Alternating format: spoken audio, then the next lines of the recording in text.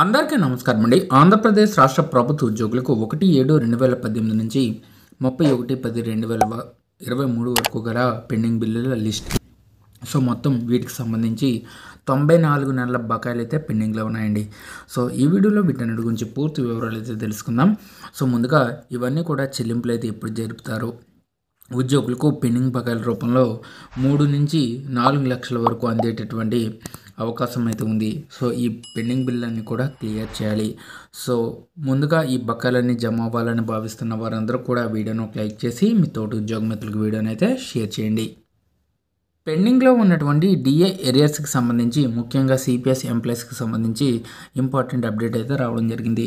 So ఈ pending డిఏలను ఒకసారి గమనించినట్లయితే మనకి 29/1/2019 డిఏ జీవో నెంబర్ 14 ఆధారంగా మనకి డిఫరెన్స్ అయితే 3.144% చెప్పిన మనకి డిఏ 3 ఇన్స్టాల్మెంట్లకి సంబంధించి సుమారుగా 30 నెలల పెండింగ్లు అయితే ఉన్నాయండి. సో ఈ జీవో ప్రకారంగా 1/7/2018 నుండి 31/12/2020 వరకు గల మొత్తం 30 నెలల డిఏ బకాయిలు చెల్లించాల్సి అయితే ఉంది.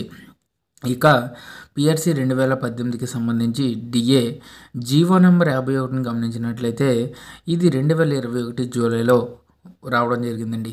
ఈ డిఏకి సంబంధించి కూడా మనకి 3 ఇన్స్టాల్మెంట్ల ప్రకారంగా 30 నెలల డిఏ బకాయిలు పెండింగ్లో ఉన్నాయి. ఇవన్నీ కూడా 3.144% డిఫరెన్స్ అయితే రావాల్సి అయితే ఉంది.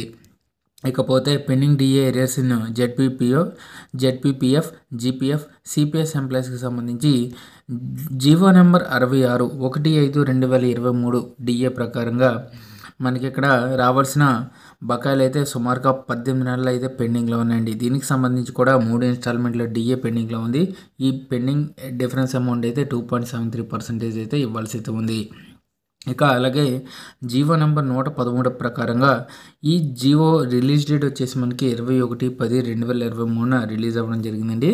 సో దీనికి సంబంధించి డిఏ 3 ఇన్స్టాల్మెంట్లు కూడా ప్రభుత్వ ఉద్యోగులకు చెల్లించాల్సిన అవసరం ఉంది. సో ఈ డిఏ డిఫరెన్స్ చూసుకున్నట్లయితే 3.64% పిఆర్సీ 2022కి సంబంధించిన అప్డేట్ అండి. సో ఈ విధంగా 16 నెలల డిఏ బకాయిలు అయితే పెండింగ్లో ఉన్నాయి. ఇవన్నీ కూడా సుమారుగా 94 నెలల డిఏ బకాయిలు అయితే పెండింగ్లో ఉన్నాయి. ఇవన్నీ కూడా సిపిఎస్ ఉద్యోగులకి సంబంధించి ప్రభుత్వం చెల్లింపులు అయితే జరపాల్సి అయితే ఉంది. త్వరగతిన పెండింగ్లో ఉన్నటువంటి బకాయిలను కూడా చెల్లింపులు చేసే విధంగా ప్రభుత్వం చర్యలు తీసుకోవాలి. Thank you.